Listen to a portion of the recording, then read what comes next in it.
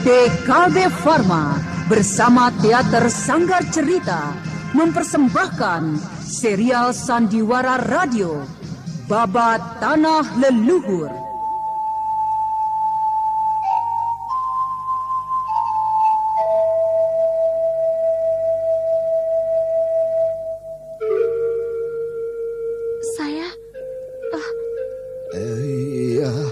Ceritakanlah, Sariti.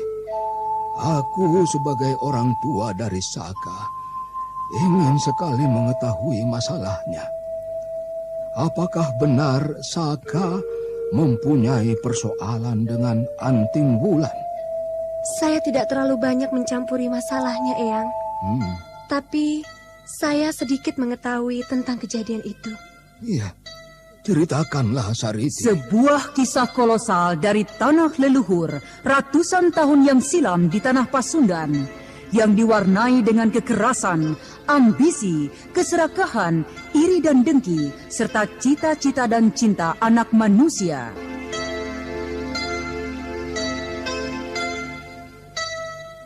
Kedatangan Kakang Saka pada Intan di tempat kami membuat Intan menjadi gembira dan berbunga.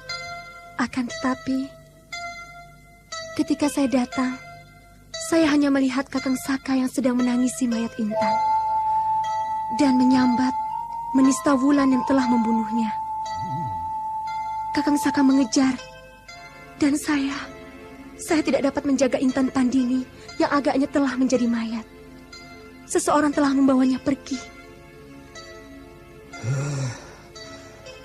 Aku tidak tahu lagi apa yang harus kulakukan menghadapi masalah seperti ini. Oh ya.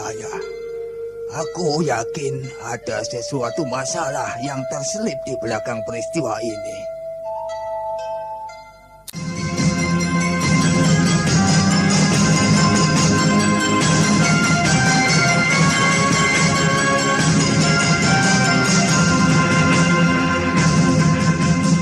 Kisah besar ini didukung oleh artis-artis terkenal Sanggar Prativi. Babat Tanah Leluhur. Kali ini dalam episode yang ketiga dengan judul Rahasia Bukit Tengkorak. Naskah disusun oleh Ala Sunar. Ide cerita Cece Suhyar. Teknik dan montase Yadi Enos. Musik oleh Hari Sabar. Dengan sutradara Thomas AG.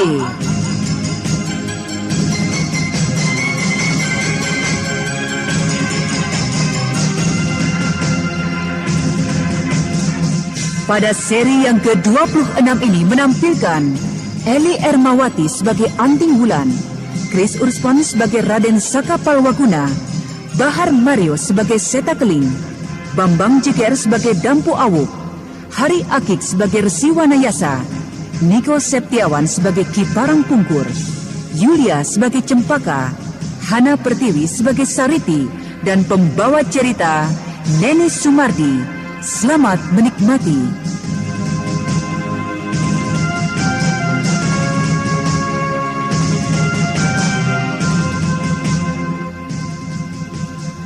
Pada kisah yang lalu diceritakan, Raden Purbaya tidak dapat menahan diri lagi mendengar cacian terhadap ibundanya dan segera memukul roboh Raden Karmapala.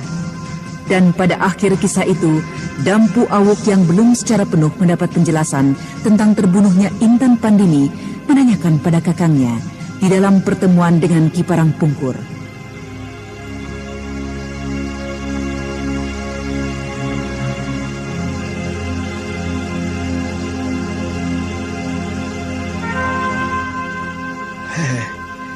Saka, ada apa? Apa yang sesungguhnya telah terjadi? Intan Pandini, orang yang saya cintai telah mati, Yang. Dia telah mati. Siapa yang telah membunuhnya? Ayo, katakan.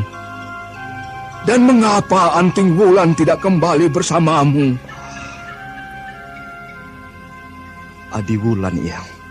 Oh, Wulan. Apa maksudmu? Wulan, Eyang.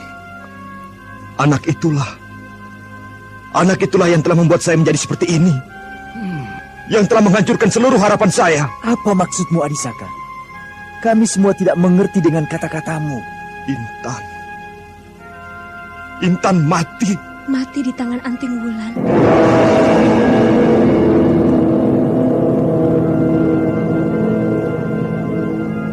Oh, Bibi Wulan membunuh kekasih Paman Saka.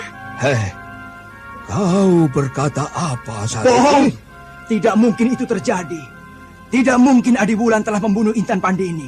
Hei, Saka, jelaskanlah semua ini pada aku.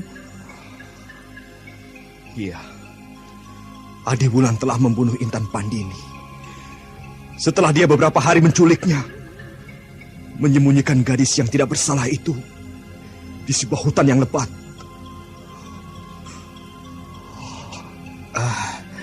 Kenapa bisa sampai terjadi hal tersebut? Saya tidak mengerti. Saya tidak tahu, Eyang. Saya...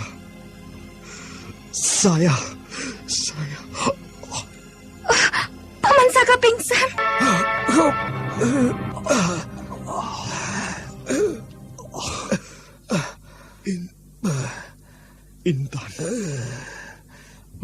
Intan. Maafkan aku. Aku tidak dapat melindungi dirimu. Intan. Bawa saudaramu beristirahat di kamar, Seta. Juga kau, Awuk. Baik, Eyang. Ayolah kita ke kamar saja, Kakang Saka. Cempaka, kau bantulah Paman Seta dan Paman Awuk. Iya, baik Eyang.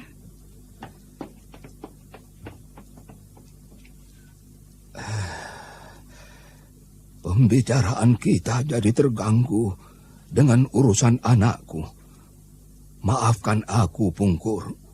Oh, tidak mengapa, tidak mengapa. Kita dapat lanjutkan nanti. Jika demikian, saya pamit ke belakang, Kek. Oh, tunggu dulu, Sariti. Kelihatannya kau banyak mengetahui tentang peristiwa Saka dan Intan. Saya... Iya, ceritakanlah, Sariti. Aku sebagai orang tua dari Saka ingin sekali mengetahui masalahnya. Apakah benar Saka mempunyai persoalan dengan Anting Wulan? Saya tidak terlalu banyak mencampuri masalahnya, Eyang. Tapi saya sedikit mengetahui tentang kejadian itu. Iya, ceritakanlah, Sariti.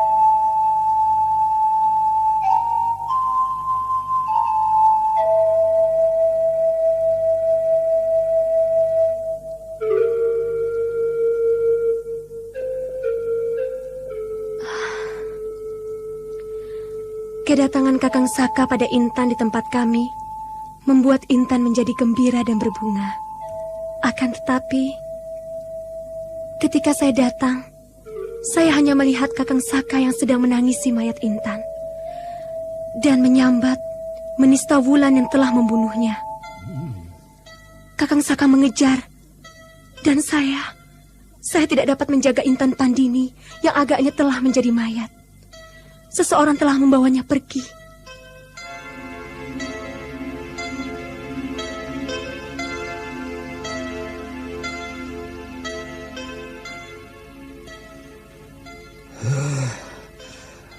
Aku tidak tahu lagi apa yang harus kulakukan menghadapi masalah seperti ini. Oh, ya. Aku yakin ada sesuatu masalah yang terselip di belakang peristiwa ini. Itu sudah pasti, Pungkur. Aku pasti Anting Wulan mencintai saudara angkatnya sendiri, Saka Palwaguna. Akan tetapi, kenapa anak itu sampai dapat melakukan perbuatan biadab itu? Saya masih sempat mendengar dari kejauhan teriakan Wulan sambil terisak menangis bahwa ia tidak sengaja membunuhnya. Oh, Bagus. Aku memang yakin anak itu tidak mungkin dapat membunuh seorang gadis yang lemah seperti Intan Pandini. Sudahlah, Wanayasa. Agaknya kau pun perlu beristirahat. Nanti kau bisa mendapat penjelasan lagi dari Saka Palwakuna, anakmu itu. Iya, kau benar. Aku perlu beristirahat. Ada apa sebenarnya, Adisaka? Kenapa bisa terjadi peristiwa seperti itu? Terlalu pahit untuk diceritakan, adik. Tapi, Paman Saka, apakah benar Bibi Anting membunuh kekasih Paman? Cempaka, kau buatkan air hangat untuk minum dan membasahi kepala Paman Saka. Tapi aku ingin sekali mendengar cerita tentang Bibi Wulan. Cempaka, kau buatkan air hangat untuk minum dan membasahi kepala Paman Saka. Baiklah.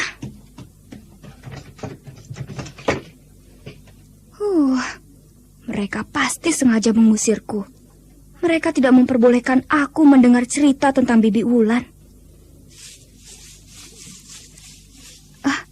Hei, bukankah itu Eyang Guru? Sedang apa dia melamun di bawah pohon itu? Coba kulihat.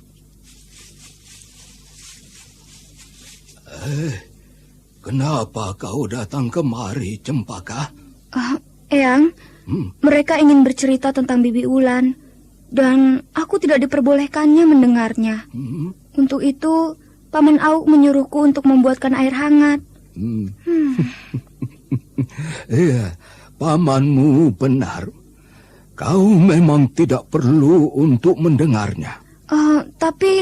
Tapi itu merupakan cerita tentang Bibi Wulan. Iya, tapi kau memang belum cukup dewasa untuk mendengar cerita itu. Sudahlah, buatkan air untuk pamanmu. Lalu kembalilah kemari. Temani Eyang. Iya, baik Eyang. Anak baik. Kesetiaannya pada junjungannya luar biasa sekali. Jika saja aku tidak mencegahnya, mendustainya, mungkin dia sudah pergi untuk mencarinya seorang diri. Wulan sudah mengecewakan aku. Wulan. Eyang? Sudah kau berikan air hangat yang diminta pamanmu? Sudah, Eyang. Mereka mempersilahkan aku untuk duduk ketika aku membawakan air itu. Tapi aku tolak. Kukatakan tidak usah saja. Pasti ceritanya sudah habis. Lalu? Lalu aku langsung tinggalkan kamar itu dan kemari. Ya, sudahlah. Tidak usah kau urusi persoalan orang-orang tua. Tugasmu yang paling baik kau urusi dan kau kerjakan adalah latihan. Tapi Eyang, bagaimana aku dapat berlatih di tempat orang seperti ini? Kenapa memangnya? Di mana tempatnya, Eyang? Ya di sini. Di sini? Iya, di sini. Memangnya kenapa? Mana mungkin, Eyang. Mereka akan melihat dan menonton aku berlatih nanti. Malu, Eyang. Kenapa harus malu, Pantas sejak kedatanganmu kemarin, kau tidak pernah berlatih lagi, Tapi, nanti... Dengar, Cempaka, apa yang kau dapatkan selama 3 bulan lebih dalam perjalanan kita mencari Raden Purbaya dan Karmapala akan sia-sia jika tidak terus kau latih dan praktekkan. Ayo, cobalah di tempat ini. Ya, baik, Eyang. Hiat.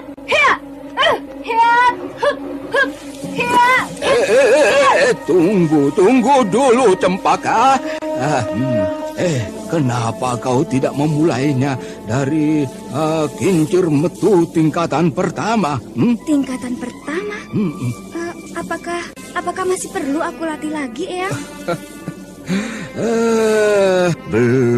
Belum saatnya kau tinggalkan ilmu yang telah kau dapatkan itu. Ilmu itu masih harus dan terus kau latih, agar gerakanmu itu menjadi satu gerakan yang mendarah daging, bukan gerak buatan saja. Coba kau ulangi dari tingkatan pertama. Baik, Eyang. Hup, hiya, hiya, hiya. Iya, bagus. Ya, terus mantapkan gerak tangan dan hentakkan kakimu. Ya, bagus. Ya.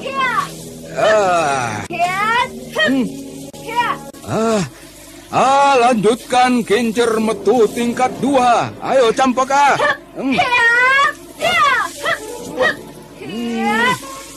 Iya.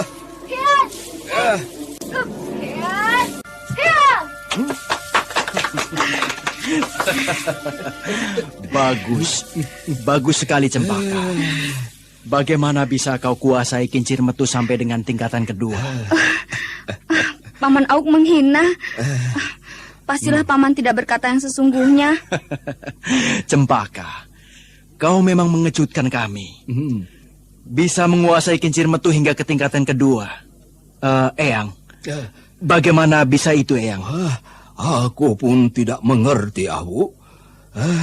Cempaka cerdas sekali. Gerakan-gerakan yang kuajarkan selama 3 bulan perjalanan dapat dikuasainya seperti ini. Penguasaan gerak hingga sempurna untuk jurus-jurus terakhir dari tingkatan pertama biasanya cukup memakan waktu. Bagaimana Cempaka bisa cepat menguasainya? Untuk penguasaan gerak yang sulit itu, aku hanya mengulang beberapa kali saja. Dan Cempaka mampu mengikuti dengan hampir sempurna. Kau hebat sekali, Cempaka. Kelak dengan kecerdasanmu ini, kau dapat menjadi seorang pendekar wanita yang pilih tanding. Paman terlalu memujiku. Terima kasih, Paman. Awuk, di mana kakangmu, Saka? Sedang beristirahat seorang diri setelah minum air hangat buatan Cempaka. Sudah selesai ceritanya. Awuk, kau temanilah Cempaka berlatih. Aku akan menemui Ki Pungkur. Baik, Eyang.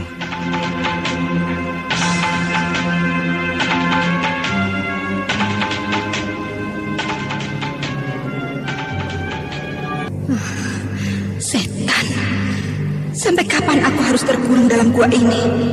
Dari cahaya yang menembus melalui celah-celah batu itu, dapat ku ketahui sudah 2 hari 2 malam aku di sini. Entah apa jadinya jika tak ada kolam kecil yang penuh dengan katak dan ikan ini. Aku harus segera keluar dari tempat ini. Aku harus membongkar rencana busuk dari jerangkong hidup. Jika tidak ada Purbaya, mungkin Eyang tidak akan terperdaya. Eyang Guru dan Ki Parang Pungkur tentu akan waspada jika menghadapi jerangkong hidup. Akan tetapi, jika anak iblis itu yang diperalat, tentu Eyang Guru dan tamu-tamu undangan akan mati terpedaya, seperti hanya kakek guru Mamangkuraya. Aku harus keluar dari dalam gua ini. Harus. Jika perlu, aku akan mencoba membobol dinding gua ini.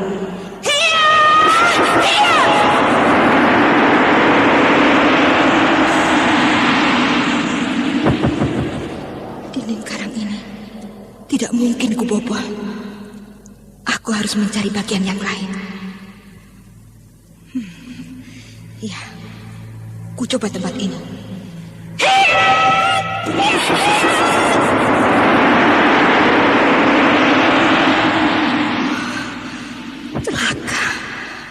Celaka. Aku dapat terkubur hidup-hidup di dalam gua ini. menjadi runtuh karena seranganku. Hai, apa itu? Guratan-guratan gambar orang yang sedang melakukan gerak. Agaknya gambar ini tertutup oleh lumut-lumut dan pukulanku tadi. Lumut-lumut telah rontok. Duduk bersila, berdiri tegak dalam posisi yang anggun. Hei, jurus Aji Saktika ini? Tapi tidak mungkin. Gerakan ini lebih mirip gerakan dari seorang raja yang sedang memberikan perintah. Ini lompatkah? Aneh. Tidak ada tekukan kaki. Ini lebih mirip dengan kelelawar sakti Jerangkong Hidup.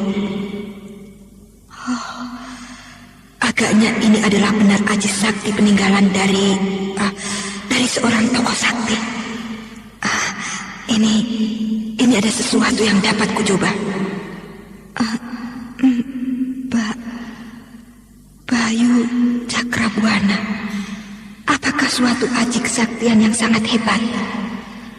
Apakah sama baiknya dengan kincir metu Eyang Guru? Sudahlah. Untuk apa aku mengurusi guratan-guratan gambar ini? Aku harus segera tinggalkan tempat ini. Atau Eyang Guru dan saudara-saudara seperguruanku akan menjadi korban. Coba, ku periksa tempat-tempat lainnya. Di sebelah sini ku coba. Tapi aku akan mencoba mengetuk dindingnya dulu. Aku khawatir jika dinding ini keras, atap gua yang menjadi korban.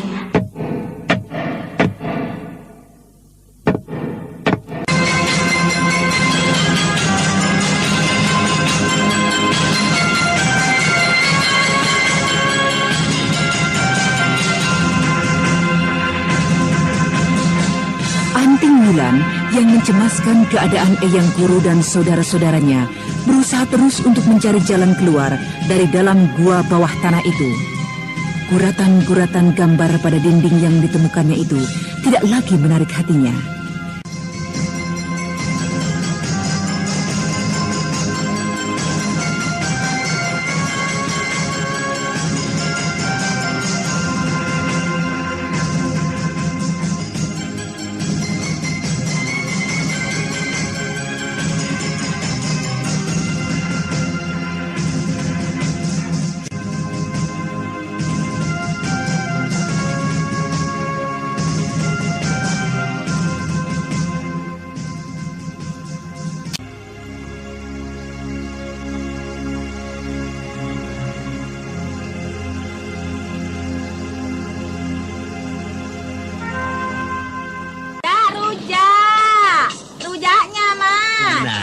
Ini dia. Tolong, Mbok, dibuatkan satu ya. Aku juga mau rusaknya. Bang Togar. Loh. Tangannya kenapa, Bang, sampean, Bang? Koro-karo terus, gatel-gatel ya? Itu loh, Mbok. Bermacam obat sudah kusoba. Bahkan yang berwarna biru segala. Tapi tak ada hasilnya. Pusing aku, Bah. Loh. Kok pakai yang biru-biru segala? Kayak spiritus bakar saja. Memang badan sampean lampu petromak apa? Apalagi aku, Mbok. Lihat nih punggungku. Habis semua. Wah. Ini panu, Mas. Kalau panu, kadas, kurap, atau gatel jamur, ndak ada yang jor-manjur selain Kalpanax, tak iya? Kalpanax? Benar, Kalpanax sangat efektif membasmi panu, kadas, kurap, dan gatal jamur. Kalpanax, begitu dioleskan langsung terasa khasiatnya. Jak rujak. Mbok, rusak. Oh, Bang Togar. Betul kata Mbok. Berkat Kalpanax, aku sudah tak gatal-gatal lagi. Bener, Mbok. Aku juga sudah tidak panuan lagi sekarang. Aduh, bener kan? Dengan Kalpanax beres semua. Tapi ingat loh, belilah Kalpanax dalam kemasan terbaru dengan gambar gadis cantik yang kulitnya halus-mulus, tak iya? Kalpanax menjaga kulit tetap halus mulus, bebas dari gangguan jamur kulit. Produksi Kalbe Farma.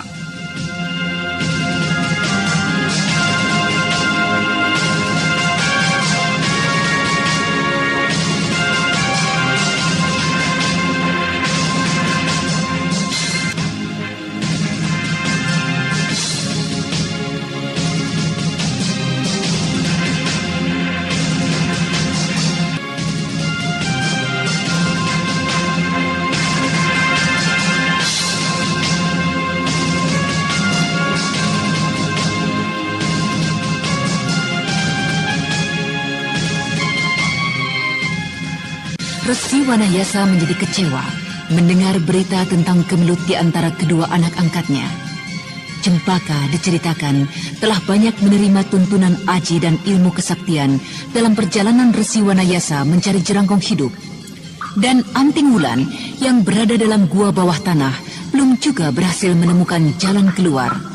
Bahkan gadis manis putri angkat dari Resi Wanayasa menemukan catatan-catatan aji kesaktian yang berupa guratan-guratan gambar pada dinding gua tersebut.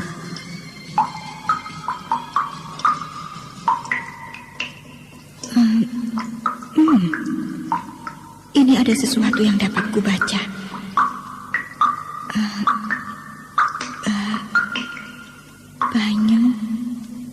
Banyu Cakrabuana. Banyu Cakrabuana. Apakah itu satu ajian yang sangat hebat? Apakah sama hebatnya dengan kincir metu? Sudahlah. Untuk apa aku mengurusi guratan-guratan gambar ini? Aku harus segera tinggalkan tempat ini. Atau Eyang Guru dan kakang-kakangku akan menjadi korban. Cobalah, kuperiksa tempat lainnya.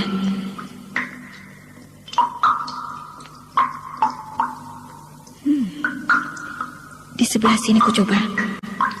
Tapi aku akan mengetuk dindingnya dulu. Aku khawatir dinding ini keras, atap ini yang menjadi korban.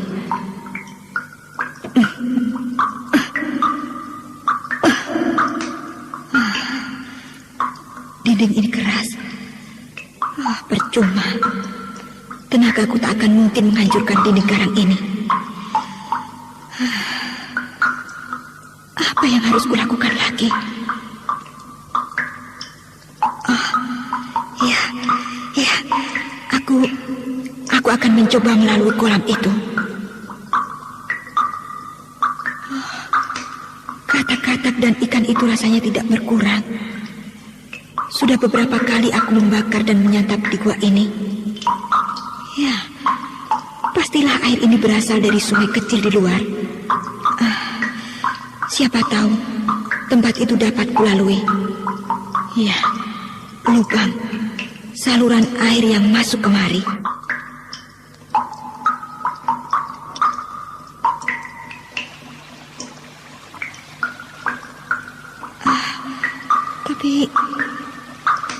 Tapi aku harus... tidak apa. Aku harus membuka pakaianku. Aku khawatir lubang itu tak dapat kulalui dan aku harus kedinginan memakai baju basah di lubang ini. Aku akan mencoba. Sejenak, perawan dari gua larang ini menjadi ragu untuk melepaskan pakaiannya. Akan tetapi, setelah menyadari kesendiriannya di dalam gua bawah tanah itu, ia segera melepaskan seluruh pakaian luarnya dan segera masuk ke dalam kolam kecil itu.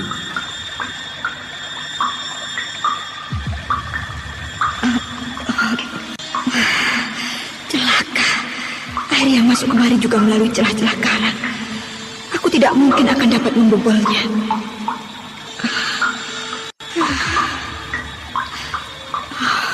Dewata, apakah aku harus terkurung selamanya? Atau aku harus terkurung hingga Eyang Guru dan kakang-kakangku mati terperangkap oleh rencana busuk dari jelangkong hidup? Oh, tidak! Tidak! Aku tidak ingin tersiksa rasa penasaran seumur hidup. Aku tidak ingin mereka semua mati. Sementara aku mengetahui dan membiarkan kejadian itu terjadi. Tidak. Dewata, lepaskanlah aku dari tempat ini.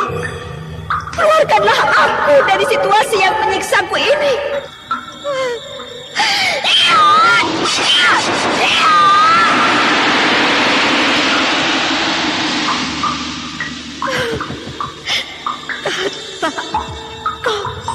Kau pasti mengejekku. Ya, pasti kau mengejek aku yang hampir menjadi gila. Dapat kau olehku. Ayo, bersuaralah lagi. Ejeklah aku lagi. Kau yang akan pertama kusantap kali ini. Nah, aku harus menyalakan api dan langsung menyantap kau katak jelek. Demikianlah Anting Wulan merasa amat tertekan hatinya. Di satu pihak, ia mengetahui rencana dan perangkap Jerangkong Hidup untuk membunuh Eyang Guru dan kakang-kakangnya. Akan tetapi, di lain pihak, ia tidak mampu walaupun hanya sekedar menyampaikan berita itu. Sekarang, marilah kita kembali pada Neng yang telah ditinggal oleh anaknya. Kini, Anting Wulan yang telah dianggap saudaranya meninggalkan pula. Hari demi hari, ia menunggu kedatangan Anting Wulan sampai akhirnya.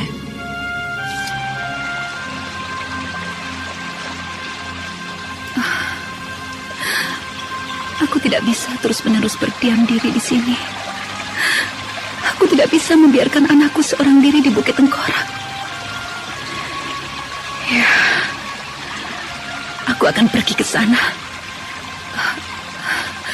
Aku harus menyusulnya. Ya, aku harus berangkat saat ini juga. Anda sekarang masih jika kepergianku sampai diketahui oleh Nenek Campi, tentu aku akan dihalang-halanginya. Ya, aku akan pergi saat ini juga.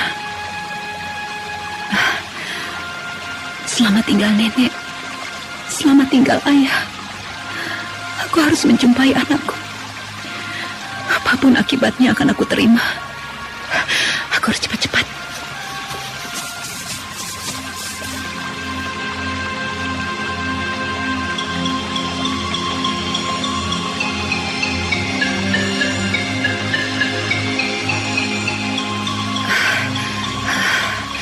Lelah sekali aku. Sudah amat jauh perjalananku. Tapi aku harus terus berjalan. Ya, Wulan pernah menunjukkan padaku arah Bukit Tengkorak itu.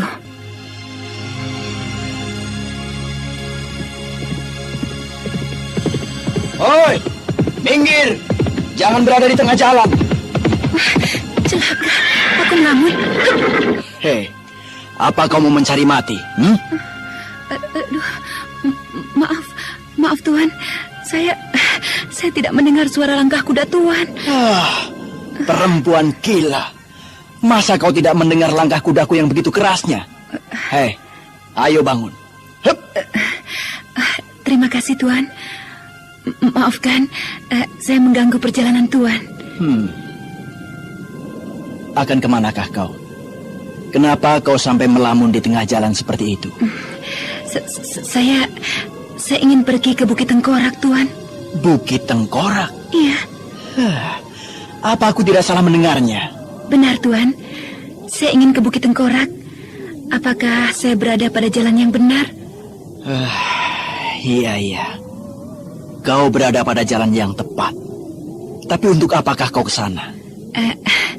Saya ingin bekerja di sana, Tuan. Bekerja? Iya, bekerja. Kehidupan di desa terlalu berat untuk saya pikul, Tuan. Biarlah saya bekerja saja, agar dapat sekedar makan untuk menyambung hidup. Aneh sekali. Keadaan tubuhmu tidaklah terlalu kurus. Kau tidak mencerminkan seseorang yang sangat kelaparan. Tapi baiklah, jika kau memang ingin ke sana, kau bisa bersama-samaku. Tapi sebentar. Aku mempunyai sesuatu untukmu. Nah, ini, makanlah. Terima kasih. Tuan baik sekali pada saya. Duduklah di situ, makannya. Jangan berdiri saja. Nanti kau akan kuantar sampai ke kaki bukit itu.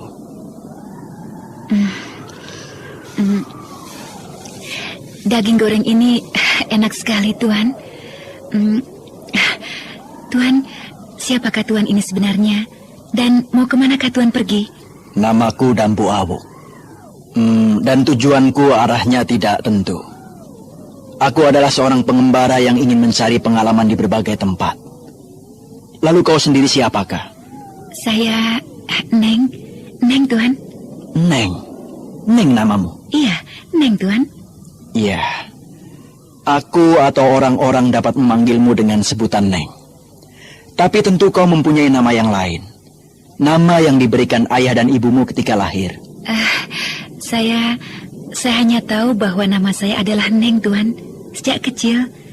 Tapi dari ibu saya pernah mendengar bahwa saya mempunyai satu nama lain. Nah, siapa nama itu? Nama itu terlalu bagus menurut ibu dan tidak sesuai dengan saya, wanita desa miskin, Tuan. Jadi sejak itu nama saya tidak pernah dipakai lagi. Iya, siapa nama itu? Saya malu, Tuan. Kenapa harus malu? Hanya untuk menyebutkan sekedar nama. Nama saya Gilang Permatasari. Gilang Permatasari. Iya, Tuan. Ya, nama itu bagus sekali. Sangat bagus. Karena itulah saya tidak pernah memakainya lagi. Tidak pantas, Tuan. Siapa yang bilang tidak pantas? Orang tuamu benar. Agaknya sejak kau lahir, wajahmu... wajah saya kenapa, Tuan? Tidak apa-apa. Maksudku, wajahmu mungkin bercahaya. Karena itulah ia memberikan nama Gilang. Ayolah, jika memang kau sudah siap, kita berangkat. Tapi... Ayolah, bukankah kau ingin ke Bukit Tengkorak? Iya, Tuan. Nah, naiklah kau ke atas kudaku. Lalu, Tuan sendiri? Aku akan dapat berjalan di samping kuda ini. Ayolah. Tapi Tuan... Sudahlah, jangan pakai tapi-tapian. Naiklah. Baiklah.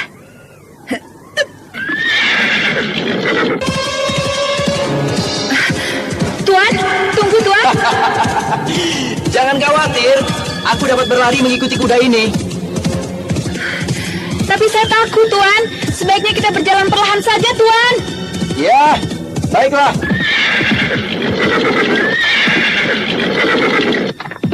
Pemuda bertubuh tinggi besar dan kasar itu menarik kekang kuda. Dan seketika itu juga kuda itu menghentikan larinya. Ya, seperti pengakuannya. Sesungguhnya lah pemuda itu adalah Dampu Awuk, salah seorang dari anggota kelompok Ning Sewu. Lalu kenapakah bisa sampai berada di sekitar Bukit Tengkorak? Eyang Guru terlalu pilih kasih. Masakan aku disuruh menunggu di Lemah Abang, sedangkan Kakang Seta dan Kakang Saka diperintahkan untuk mengadakan penyelidikan. Aku bukannya laki-laki kecil yang harus selalu menunggu. Untuk itu, maafkan aku, Eyang. Aku justru mendahului kedua kakangku untuk melihat situasi di sekitar Bukit Tengkorak. Tuan, janganlah cepat-cepat menghela kuda ini, Tuan. Dan lagi Tuan pun akan kecapean mengikuti lari kuda ini, Tuan. Baiklah, kita berjalan santai saja. Demikianlah Dampu Awuk mengiringi Neng, gadis dari pinggiran sungai Cipunagara, menuju ke Bukit Tengkorak.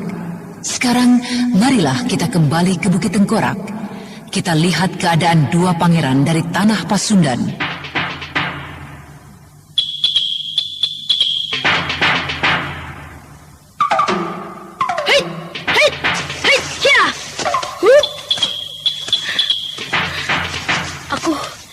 Aku harus berlatih terus.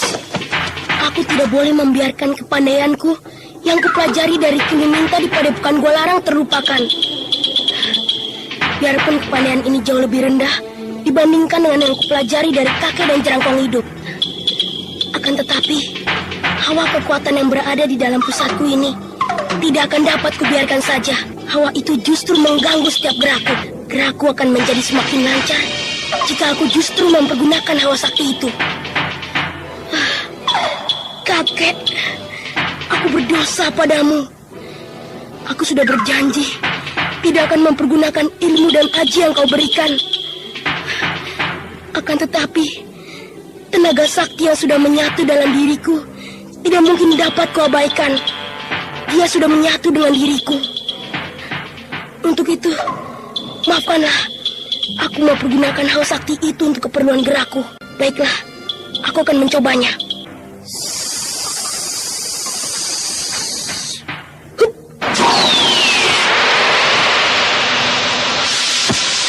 Gerak-gerak luar biasa sekali. Aku mampu melompat setinggi 2 tombak.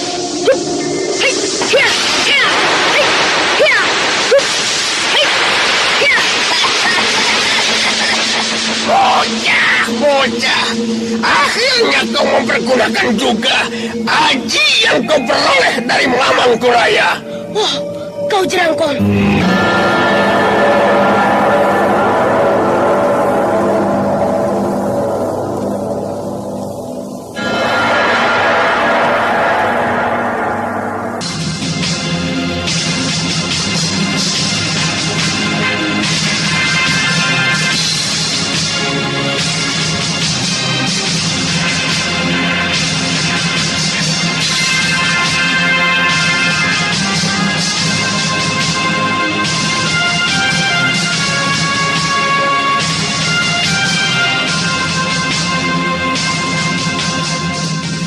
Raden Purbaya terkejut melihat kehadiran Jerangkong Hidup yang tiba-tiba dan menuduhnya telah melanggar janji.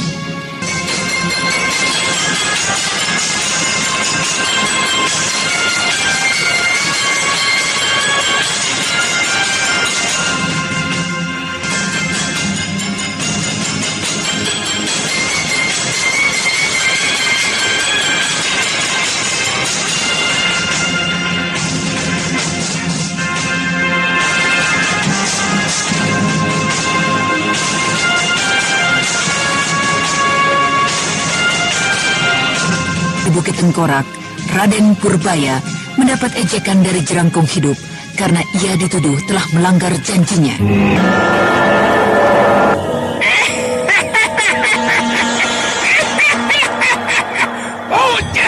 Bocah, akhirnya kau mempergunakan juga aji yang kau peroleh dari Mamangkuraya. Jerangkong, aku memang terpaksa harus mempergunakan tenaga sakti yang diberikan oleh kakek. Karena hawa itu sendiri telah menyatu dalam diriku. Alasan saja. Lalu kenapa kau tidak mempergunakan aji dan ilmu yang telah kuberikan padamu? Karena kau telah mengecewakan aku. Kau telah mempergunakan tanganku untuk membunuh kakek Kuraya yang amat baik padaku. Lalu bagaimana dengan sumpahmu sendiri pada langit dan bumi, pada dewata, dan pada ayahanda dan ibundamu? Aku bersumpah akan patuh pada guruku yang baik. Apakah kau tidak mendengar dan mengingatnya? Tapi ketika kau berbuat jahat dan membunuh kakek Kuraya, aku sudah menyatakan tekadku menarik semua sumpah itu. Anak cerdik. Sayang sekali jika ilmu-ilmu tertinggi yang kuberikan padamu sampai tidak kau gunakan. Dan si Kuraya kakekmu itu di neraka sana akan melotot penasaran karena semua ulahmu itu.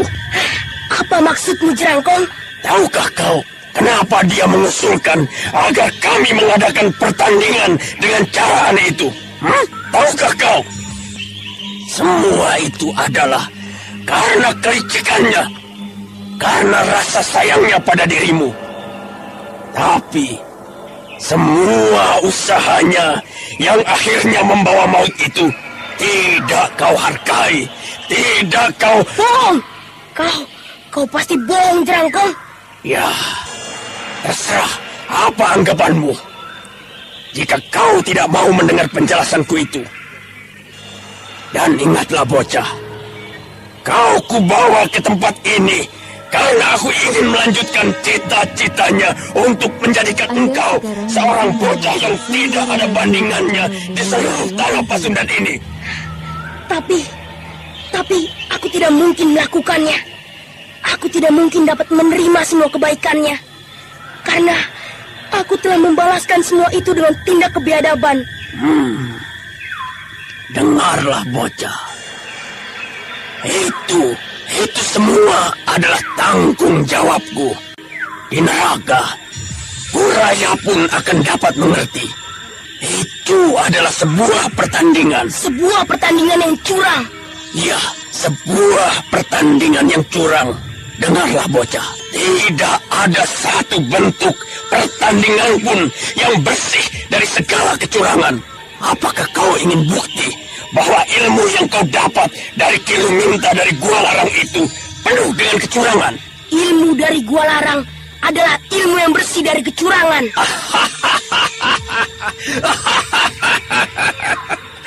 Tunjukkanlah jurus-jurus dari Gua Larangmu. Aku akan membuktikan padamu bahwa jurus-jurus itu penuh dengan kecurangan-kecurangan. Setan, kau pasti ingin memperdaya aku. Baik, akan kulihat. Nah, ini ilmu dari Gua Larang. Tunjukkanlah kecurangan yang kau katakan ada di dalamnya. Hai, hiya, hiya. Cukup, cukup bocah, cukup. Apa maksudmu? Bukankah kau ingin melihat ilmu dari Gua Larang dan ingin mempertunjukkan kecurangan yang kau katakan ada di dalamnya?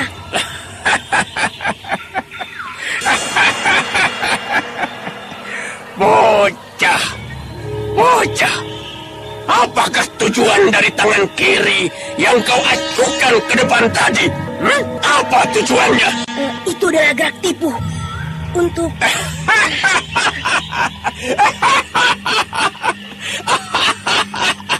Untuk memperdaya lawan, bukan? Untuk memperdaya, menipu.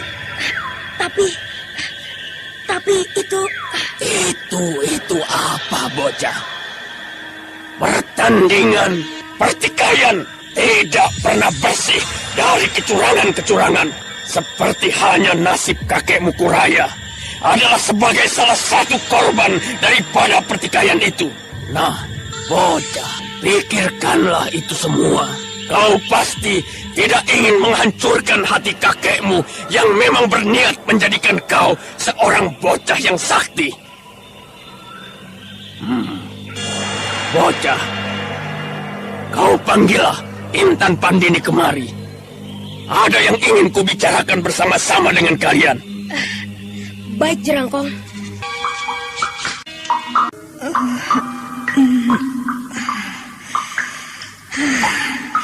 Segar sekali tubuhku. Aneh sekali. Tiap kali aku bangun dari tidurku, aku merasakan tubuhku segar sekali. Seakan-akan tenagaku menjadi berlipat ganda.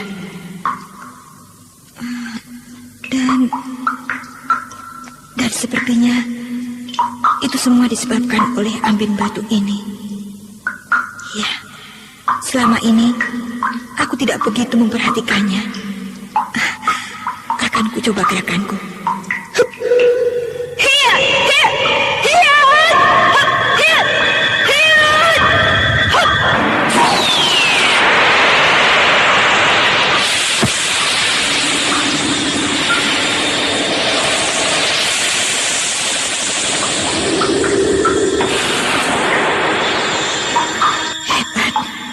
Sekali, aku merasakan gerakanku membawa angin. Gerakan kuat sekali. Ambin ini aneh sekali.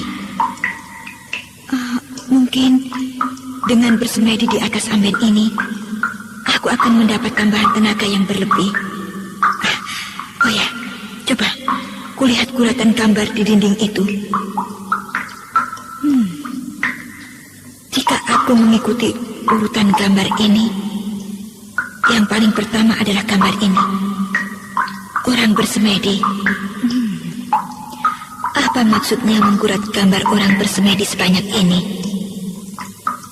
Satu orang bersila dengan tubuh menggelembung dan tanda panah yang besar dengan lingkaran angin yang menusuk ke arah hidung. Orang ini pastilah menarik nafas. Oh iya. Aku mengerti semuanya. Menarik napas sebanyak-banyaknya. Dan ini gambar berikutnya. Pastilah mengeluarkan napas tersebut sedikit demi sedikit. Iya, agaknya sedikit berbeda dengan yang biasa dilakukan orang. Akan ku coba di atas ambin batu ini. Iya, akan ku coba.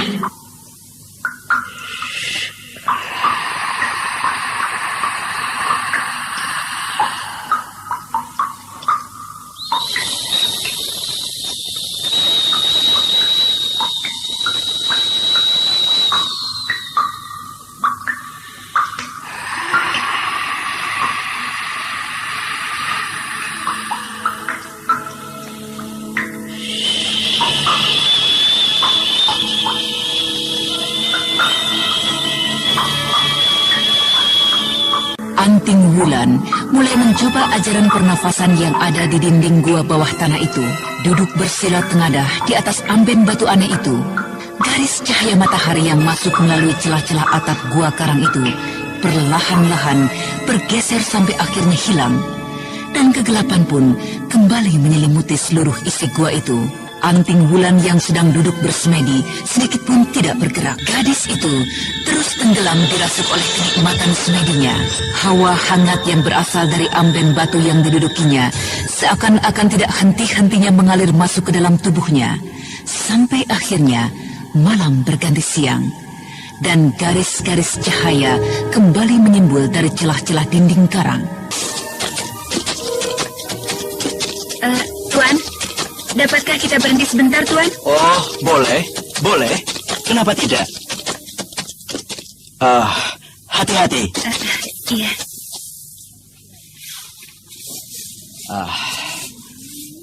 Duduklah di atas batu itu, Adik Gilang. Gilang? Bukankah namamu Gilang? Gilang Permatasari? Nama saya Neng. Janganlah panggil saya dengan nama itu, Tuan. Biarlah orang lain memanggilmu Neng. Tapi aku akan memanggilmu Gilang.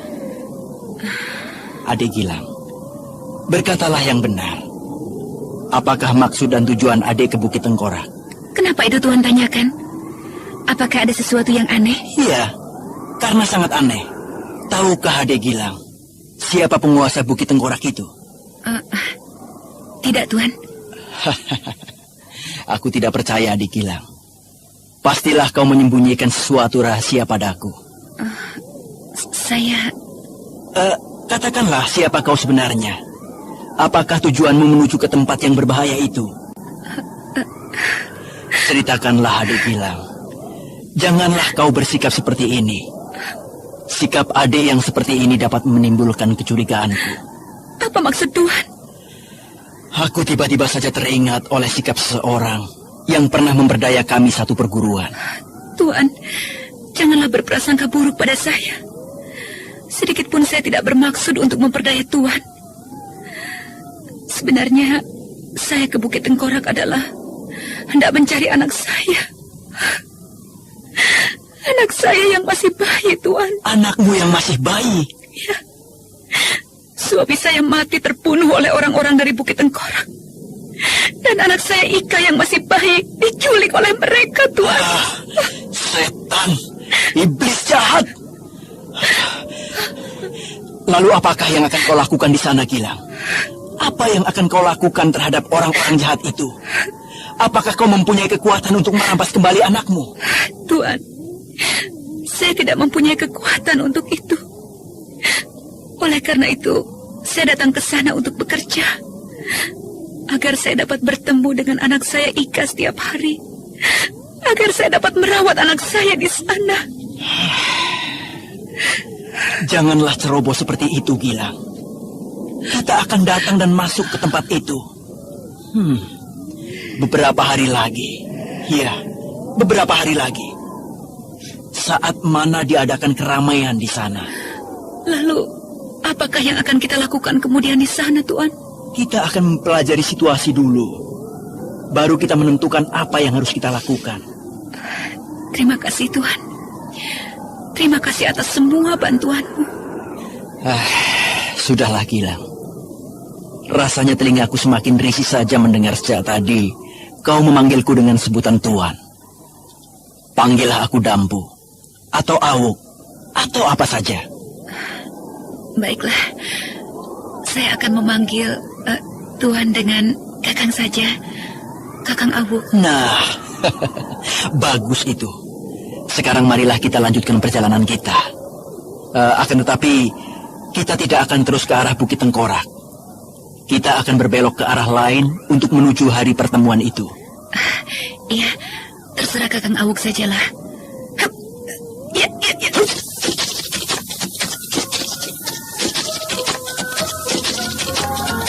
Sekarang sekarang, marilah kita kembali ke kota Lemah Abang, sebuah kota kecil tempat di mana salah satu markas cabang dari pengemis tongkat merah. Di kota itu, Ki Parang Pungkur bersama dengan sahabatnya Resi Wanayasa dan beberapa orang muridnya sedang bersiap-siap untuk menuju Bukit Tengkorak.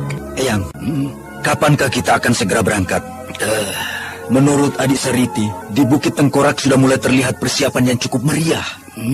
Beberapa orang pendekar dari arah barat tanah Pasundan sudah mulai terlihat melewati kota ini. Kita akan pergi beberapa saat lagi. Ki Pungkur sedang mempersiapkan beberapa murid utama untuk turut serta dalam pertemuan itu. Apakah Sariti tidak mengabarkan berita tentang Anting Wulan dan juga Awuk yang baru saja minggat? Tidak, Eyang. Di mana adikmu Saka? Masih di dalam kamarnya. Agaknya ia masih saja banyak berdiam diri. Kematian Intan Pandini agaknya membuatnya banyak melamun. Iya, agaknya goresan luka yang dibuat oleh Anting saudaranya sendiri membuatnya banyak melamun dan berdiam diri. Kasihan sekali anak itu. Akan tetapi, menurut adik Sariti, beberapa waktu yang lalu ia mengadakan perjalanan bersama dengan Kakang Saka. Tapi sikapnya tidaklah seperti ini, Yang. Sudahlah, biarkan saja. Aku kira satu saat nanti ia akan menyadari bahwa tidak ada artinya sikapnya yang bodoh itu. Oh ya, bagaimana dengan keadaan adikmu Cempaka? Bagaimana perkembangan kepandaiannya? Luar biasa sekali. Luar biasa. Adik Cempaka sangatlah cerdas. Kemampuannya menyerap aji-aji yang saya berikan begitu cepat, Eyang. Aku sudah merasa lelah sekali, Seta. Aku memberikan tanggung jawab pengarahan Cempaka padamu. Uruslah dan asuhlah dia sebaik-baiknya. Kincir Metu tingkatan terakhir sedang dalam tahap penyempurnaan. Jadi Yang Guru sudah berhasil mendapatkan pemecahan tingkat ke-10 itu? Aku harus menyempurnakannya dulu, baru dapat dikatakan berhasil. Selamat Yang Guru. Sudahlah, kau jenguklah adikmu Saka dan katakan beberapa saat lagi kita akan segera meninggalkan kota ini. Aku akan ke depan menemui Ki Pungkur. Dalam beberapa hari ini, aku tidak melihat Raden Karmapala. Kemanakah anak itu? Apakah luka yang kubuat begitu parahnya hingga ia harus dirawat sekian lamanya? Akan kucoba melihat anak itu di tempat Jerangkong hidup.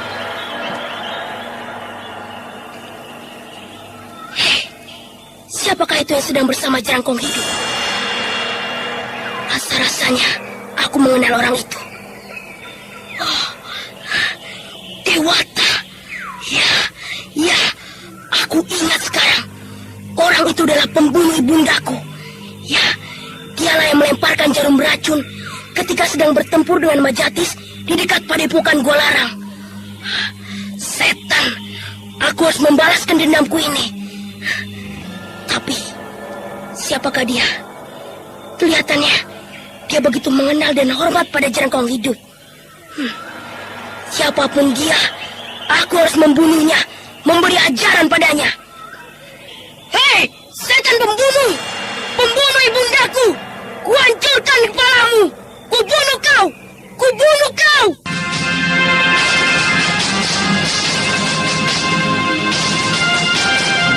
Raden Purbaya tidak dapat lagi menahan gejolak dendam yang membakar seluruh tubuhnya. Segera saja, pangeran dari Karang Sedana itu melompat dari tempat persembunyiannya, melenting ke arah pendeta Giringgasana.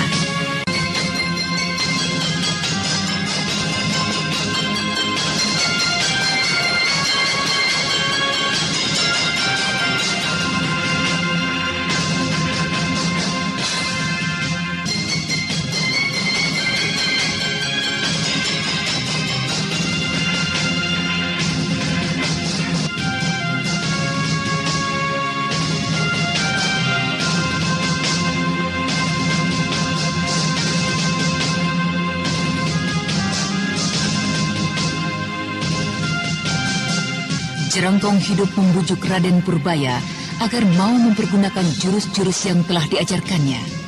Dan Anting Wulan yang berada dalam gua bawah tanah mulai mempelajari bagian dasar dari guratan gambar semedi Banyu Cakrabuana.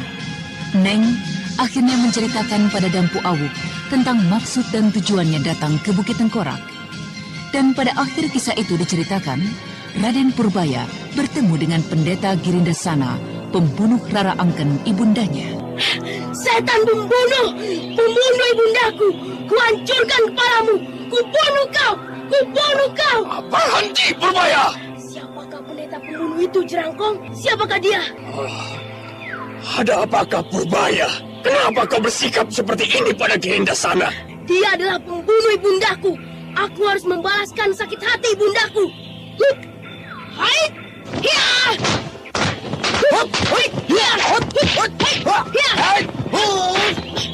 Lepaskan! Guru! Siapakah anak ini, Guru? Kenapa dia berani bersikap seperti ini padaku? Bagaimana aku tahu? Tidak mungkin anak itu salah mengenali orang. Kau pasti telah membunuh ibundanya. Setan! Kau berpura-pura segala. Ibuku kau buat menderita dengan racun pasarmu hingga yang meninggal dunia. Setan! Lepaskan aku! Lepaskan! Mari kita bertempur hingga salah seorang di antara kita mati. Oh, Guru, ibunda anak ini mati secara tidak sengaja oleh pasar dari Rakosa Pala, Guru.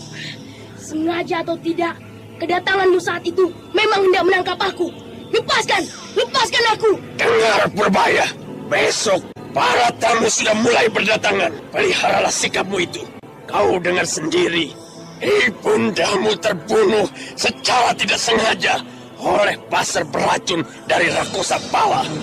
Di mana pendeta gila itu? Dia menunggu tempatku. Sebagian hartaku di Karang Sedana. Karang Sedana? Ayah, aku memiliki tempat, membeli sebuah tempat di sana. Dan kekayaanku di sana, dialah yang menunggunya. Kedatanganmu bersamaan dengan penyerangan orang-orang Karang Sedana kepada padepokan kami.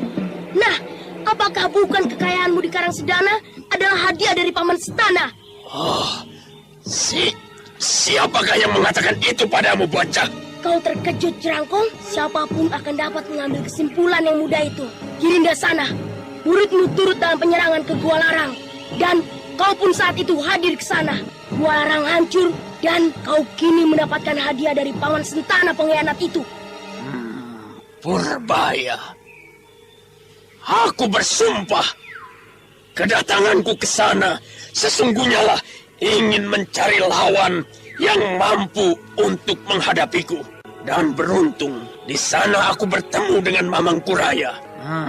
Seandainya Prabu Jaya Suntana memberikan hadiah padaku, itu adalah sesuatu yang wajar. Setan, kalian semua adalah komplotan pembunuh orang tuaku.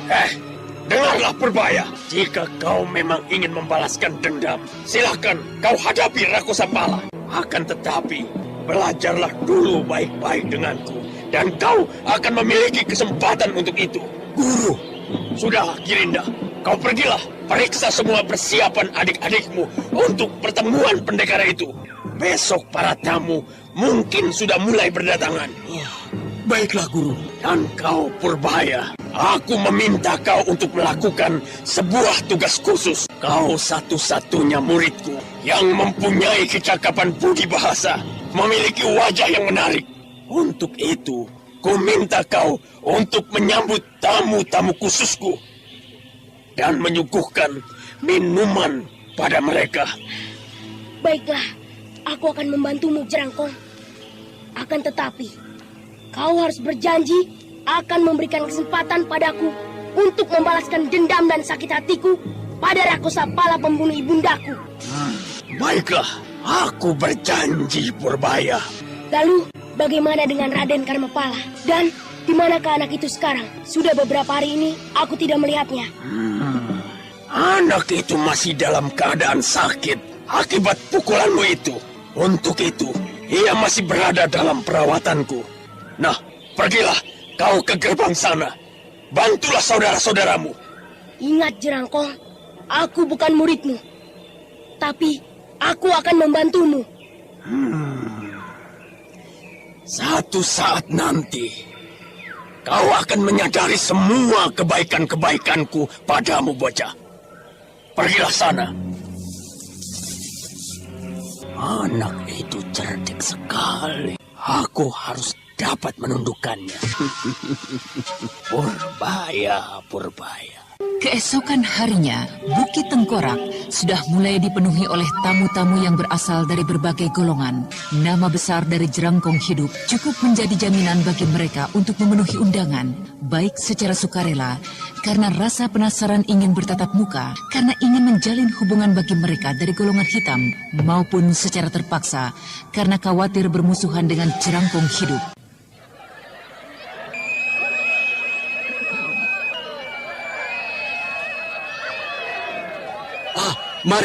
Mari sahabat-sahabat, masuklah terus. Kami telah menyediakan beberapa barak yang cukup bersih untuk kalian semua beristirahat. Mari masuklah.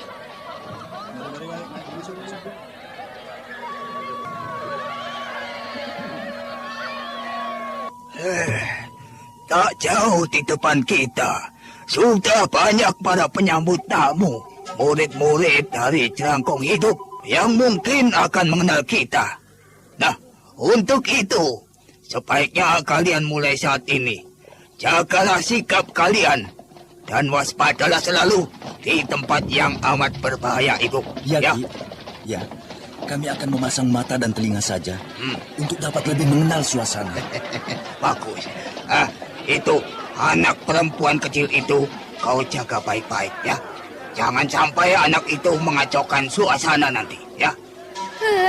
Enak saja. Saya dibilang anak perempuan kecil. Saya datang kemari justru untuk membebaskan junjungan saya, Raden Purbaya. Nah. Itu Wanayasa. Ya. Kau jagalah anak kecil yang mulutnya bawel itu, ya. Anda sekarang masih mendengarkan sandiwara radio di channel Memori 80. Seta Keling. Saya sudah cukup dewasa, Ki. Janganlah saya diatur. Cempaka, sudahlah. Kita akan segera masuk ke daerah yang amat berbahaya. Jagalah sikapmu. Iya, Paman Seta. Nah, kita berjalan bersama-sama. Jangan ada yang pergi jauh meninggalkan rombongan. Ayo, Wanayasa, kita masuk ke sana. Baiklah, Pungkur.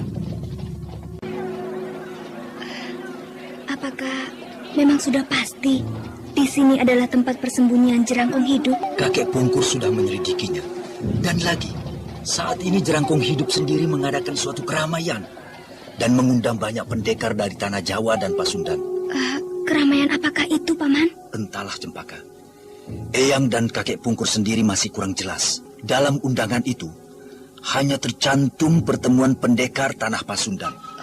Saya merasa sangat cemas sekali dengan keadaan Raden Purbaya. Saya ingin segera bertemu dengannya, Paman.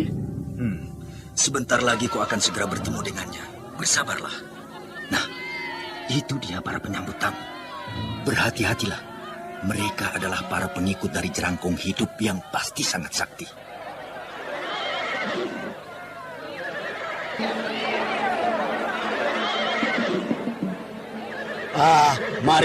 Mari silakan masuk para tamu. Terus saja menuju ke atas sana. Oh, kiranya Tuan Wanayasa dan Tuan Parang Pungkur bersama murid-murid dan Ningsewu. Mari silakan masuk. Setan, iblis pengacau. Kuasai dirimu, setan. Saka, jangan bertindak sendiri-sendiri. Kuasai hatimu. Kita harus melihat keadaan dulu. Ada apakah, Paman? Siapakah dia? Hei, bukankah dia yang dulu menghadang Paman hingga Gusti Rara Angkan terluka kena pasir beracun? Setan, orang itu harus... Cempaka, kau akan kuberi hukuman jika membuat ulah di sini. Tapi Eyang, dia... Sudahlah Cempaka. Eyang mengerti dan tahu siapa pendeta itu. Diam sajalah. Inilah kamar kalian. Beristirahatlah dengan tenang. Guru kami akan menemui kalian besok pada pertemuan itu. Maafkanlah. Rencana apa lagi yang sedang Paman dan Eyang tunggu? Itu adalah orang yang melukai Gusti saya, Rara Angken. Dia jahat. Kenapa tidak diberi ganjaran saja? Perempuan kecil, kita semua, termasuk kau, adalah tamu di sini, ha? Masa kau mau mengatur di sini, ha? Oh, jadi kalian semua akan membiarkan saja mereka? Saat ini kita tidak akan mengadakan kerusuhan. Kita datang memenuhi undangan. Kita akan menanyakannya. Dan kita akan memintanya dulu secara baik-baik. Lalu, apabila dia tidak mau memberikannya? Sudah. Wanayasa, cucumu ini harus kau perbanyak latihan semati untuk penguasaan dirinya, Wanayasa. Bagaimana, Eyang, jika mereka tidak akan memberikan Raden Purbaya dan Raden Karmapala pada kita? Kita akan berusaha untuk mendapatkannya kembali. Sekalipun harus darah ditumpahkan di bukit ini.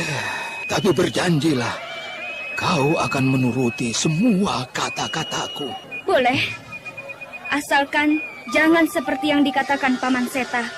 Menyingkirkan saya lebih dahulu. Wah. Anak-anak sekarang benar-benar tidak dapat kita atur dan arahkan lagi. Sebagaimana anak-anak dahulu. Sudahlah, Wanayasa. Ajak semua anak-anakmu itu masuk. Kita beristirahat di dalam. Nah, ayo, Sarititi, masuklah. Dan kau, Kuit, mereka, beristirahatlah kau di depan sini saja. Dan kau, Tambulu dan Cakal, di belakang barak ini. Awasi suasana. Dan jangan sampai lengah, ya. Aku ingin beristirahat di dalam. Baik, Guru. Terima kasih, Jerangkong. Kamar ini cukup bersih buatku. Nah, marilah kita beristirahat. Paman Seta? Ya? Apakah saya boleh berkeliling sebentar? Oh ya, jelas tidak boleh, Cempaka. Bukankah Eyang dan Ki Pungkur sudah menyatakan kita semua tidak boleh terpisah terlalu jauh satu sama lain? Kenapa sih Eyang terlalu berhati-hati? Lihatlah itu, para tamu lainnya lalu lalang di sekitar bukit ini. Ingatlah, Cempaka, kau sudah berjanji untuk menuruti kata-kata Eyang dan kata-kata aku, pamanmu. Iya, tapi sudahlah, tidak usah kau duduk di sini. Jika nanti saja... Oh, Paman, itu Raden Purbaya. Hei, Cempaka, tunggu. Tunggu. Ada apa, Cempaka? Lepaskan, Paman, lepaskan. Raden, ini aku, Cempaka. Raden. Ada apa, Seta? Eyang, aku melihat Raden Purbaya, Eyang. Lalu kemana dia? Hilang di balik gerumbul itu. Kakang Seta mencegah saya, Eyang, hingga saya tidak dapat mengejarnya. Itu dia, Eyang. Raden! Maaf, kukira kau orang yang kukenal, adik kecil. Kau bukan Raden Purbaya? Kau kira aku anak manja itu? Kau mengenalnya, adik kecil? Kau mengenal Raden Purbaya? Jangan panggil aku adik kecil. Kau juga seorang perempuan kecil yang masih senang bermain boneka. Kurang ajar. Cempaka!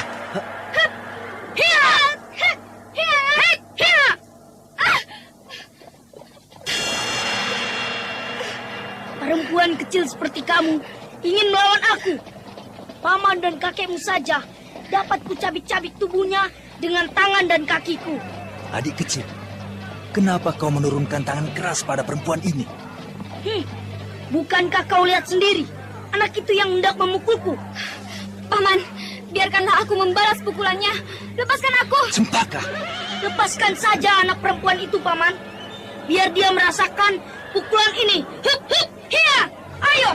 Paman, lepaskanlah aku. Cempaka, kaulah yang bersalah memukul anak itu. Ayo, kita kembali. Awas kau setan. Ayo kita coba lagi.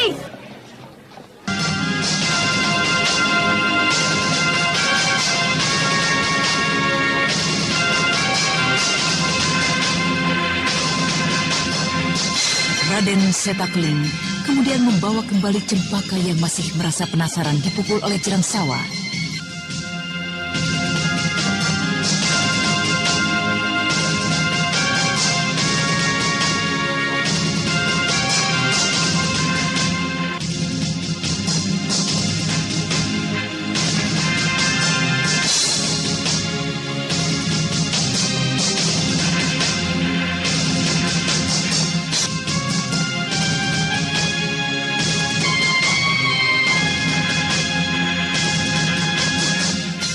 Jerangkong Hidup menjanjikan pada Raden Purbaya untuk memberikan kesempatan padanya membalaskan dendam pada Rakosapala yang telah menyebabkan kematian ibundanya.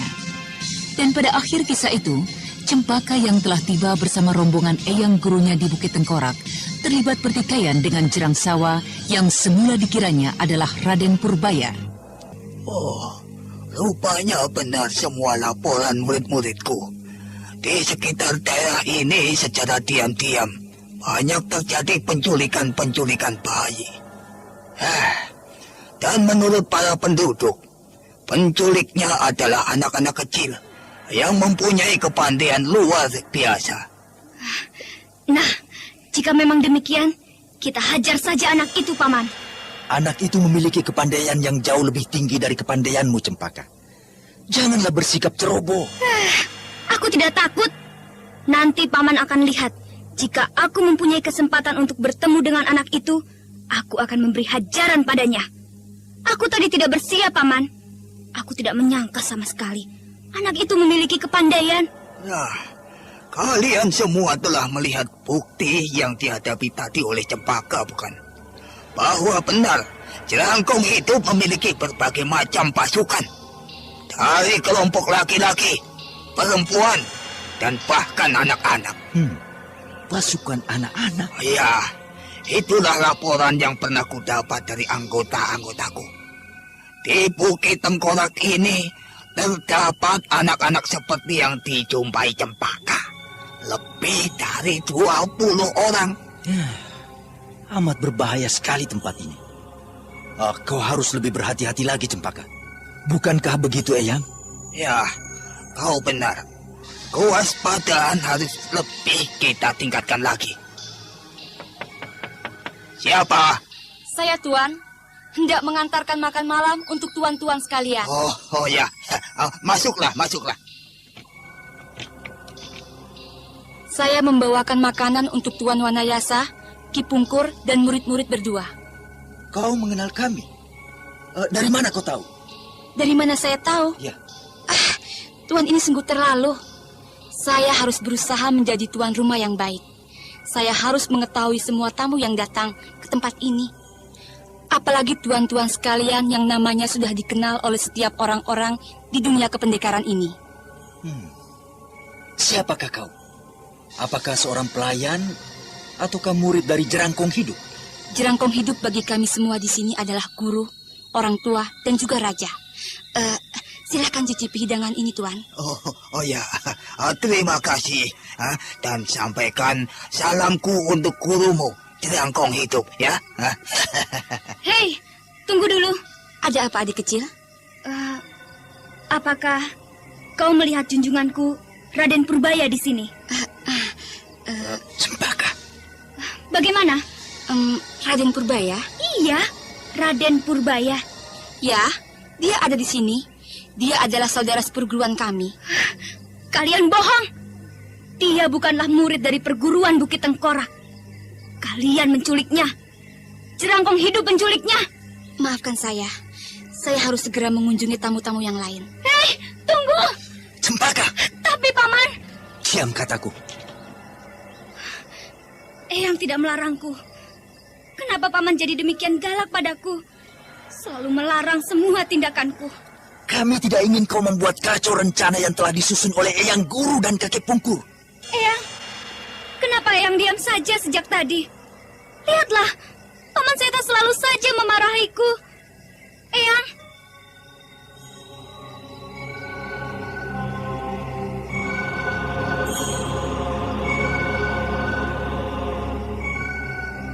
Resi Wanayasa sedikit pun tidak menjawab pertanyaan Cempaka.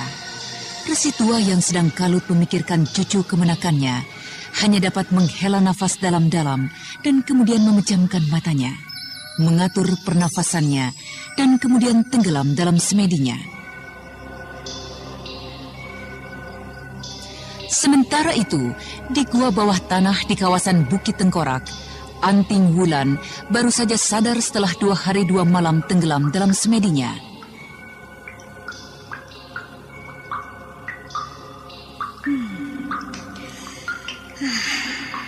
Segar sekali tubuhku rasanya. Amben batu ini luar biasa sekali. Seakan-akan memberikan kekuatan yang aneh padaku. Dan cara semedi yang kuikuti dari guratan gambar dinding itu pun banyak sekali membantu dan menarik tenaga dari bawah amben batu aneh itu. Akan kucoba kehebatan tenagaku.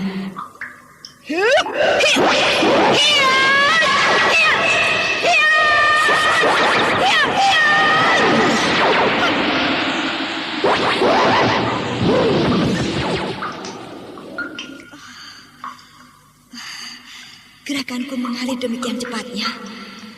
Luar biasa sekali. Tentu Eyang Guruku pun akan terkejut melihat kemajuanku ini. Celaka. Aku melupakan rencana busuk dari Jerangkong Hidup.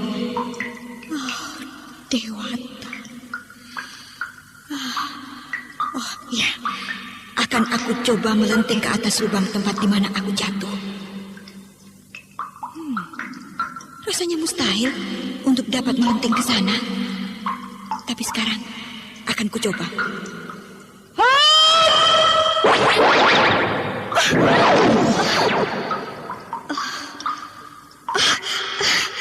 Hampir saja. Hampir saja aku berhasil meraih mulut lubang gua ini. Akan kucoba lagi. Aku harus mengeluarkan seluruh tenaga yang kumiliki. Aku harus segera tinggalkan tempat ini. Eyang Guru dan kakang-kakangku pasti dalam bahaya.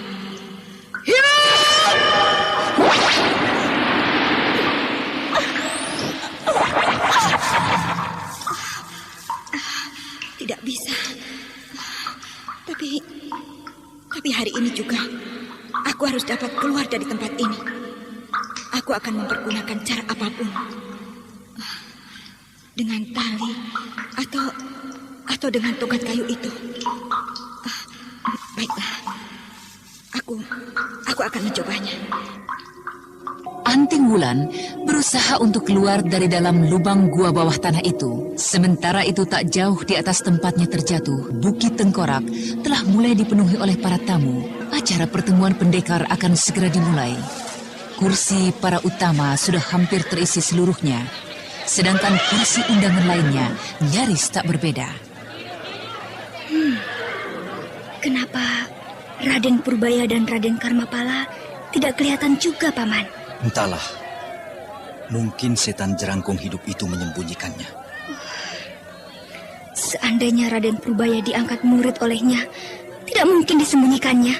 Tapi Jerangkong Hidup mengetahui kedatangan Eyang Guru, dan kita semua hendak meminta kembali Raden Karmapala dan Raden Purbaya.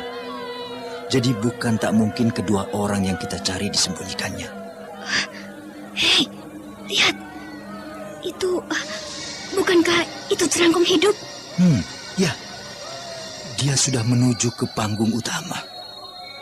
Para tamu sekalian, guru kami yang kami hormati Jerangkong Hidup telah hadir dan berkenan mengucapkan sepatah dua patah kata. Kami persilahkan Yang Mulia.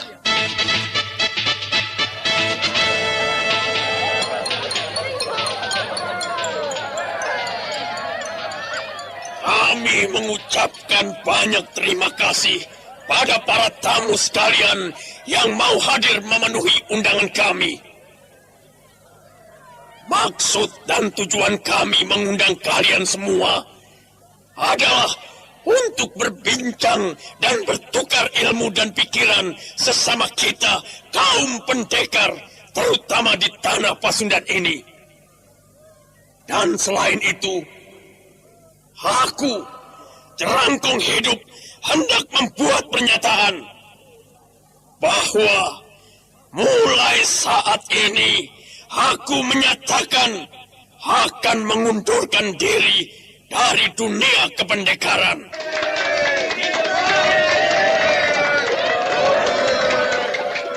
Semua hutang piutang yang pernah terjadi di masa-masa yang lampau, apapun bentuknya, kami harapkan kalian dapat menyudahinya. Dan apabila kalian ingin penyelesaian dalam bentuk yang lain, aku, Jerangkong Hidup, bersedia untuk memenuhinya.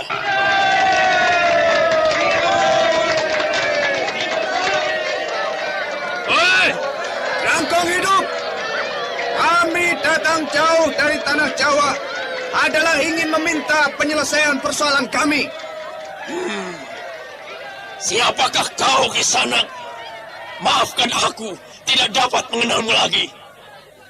Sudah terlalu banyak orang-orang yang kubuat susah. Aku adalah Surapandut. Dan ini adalah adikku, Surapandit. Kami berdua adalah sisa-sisa dari perguruan Bulan Merah yang telah kau musnahkan.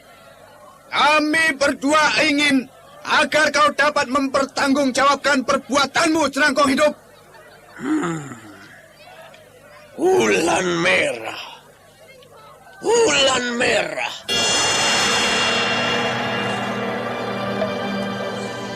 Ya, aku ingat kini.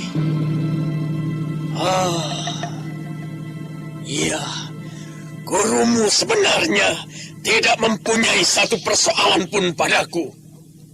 Aku justru mempunyai persoalan pada kakek gurumu. Kakek gurumu yang mungkin kau sendiri tidak pernah mengenalnya. Masalah dendam yang tidak berkeputusan. Dia telah membuat hancur keluargaku. Aku datang padanya untuk membalaskan dendam. Akan tetapi, kakek gurumu telah tiada. Lalu, dengan pongahnya gurumu menantang dan menghina aku, yang saat itu belum dikenalnya. Aku tidak dapat lagi menahan diri. Saat itu juga, dendamku kulampiaskan pada perguruanmu itu. Sekarang silahkan. Apapun yang ingin kau lakukan, lakukanlah. Agaknya aku tidak bisa. Iya, kita tidak bisa memutuskan tali dendam ini. Aku tetap ingin menuntut balas atas semua perbuatanmu. Aku tidak percaya dengan semua ceritamu itu, Iblis Tengkorak. Aku harapkan jika kau ingin membalaskan semua dendammu itu, nantilah setelah kita selesaikan pertemuan ini. Berikan aku kesempatan untuk berbicara lagi. Ya, baiklah. Demi memandang para tamu semua, para pendekar dari tanah Pasundan, aku menunda semua persoalanku hingga beberapa saat.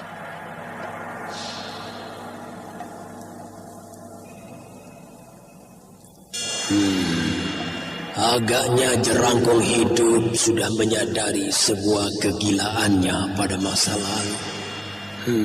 Bagus.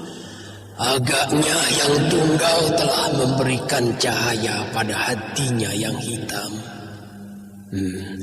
Aku akan dapat lega hati dan meninggalkannya kembali.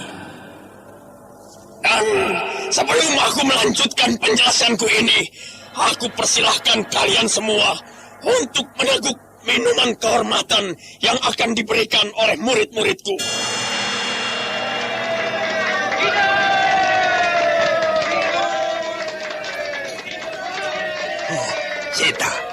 kau peganglah anak perempuan itu. Apa maksud kakek Pungkur? Kau lihat itu. Raden Purbaya mendatangi tempat ini dengan bagi minuman. Paman, lihatlah, itu Raden Purbaya. Tenanglah, tenang Cempaka. Purbaya sedang menuju ke arah kita. Raden, Bibi Cempaka. Bibi, bagaimana keadaan Bibi? Apakah Bibi baik-baik saja?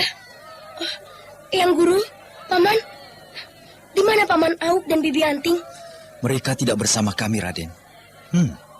Sedang apakah kau di tempat ini? Biarlah saya tinggal sementara di tempat ini, Paman. Saya merasa malu untuk kembali bersama Paman sekalian. Saya telah membunuh kakek Mamang Kuraya, guru dari Yang Wanayasa. Maafkan saya. Purbaya. Maaf. Silakan minum. Ini adalah persembahan dari Jerangkong Hidup. Permisi.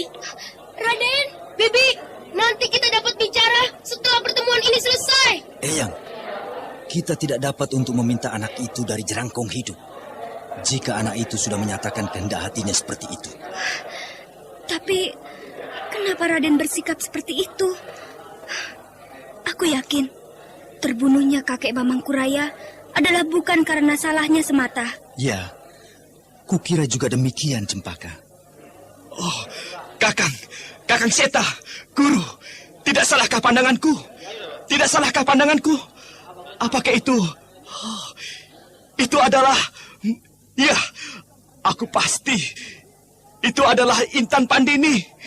Intan!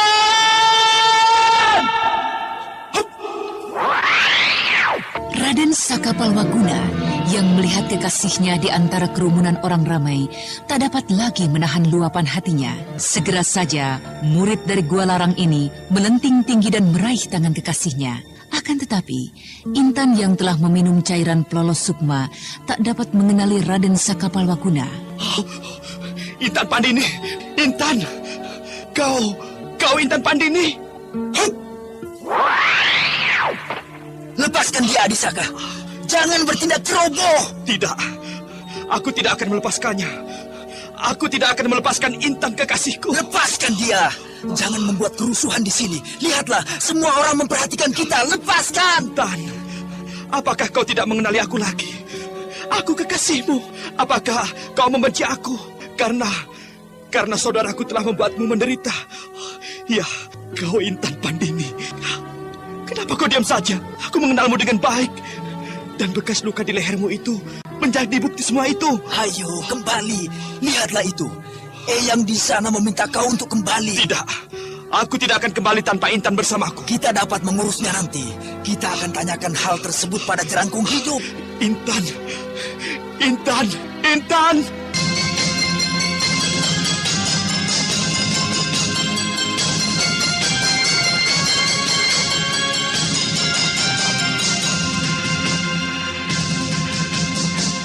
Raden Sakapalwaguna sedikit pun tidak beranjak dari tempatnya berdiri. Sementara itu para tamu semua memperhatikan kejadian tersebut dengan hati bertanya-tanya.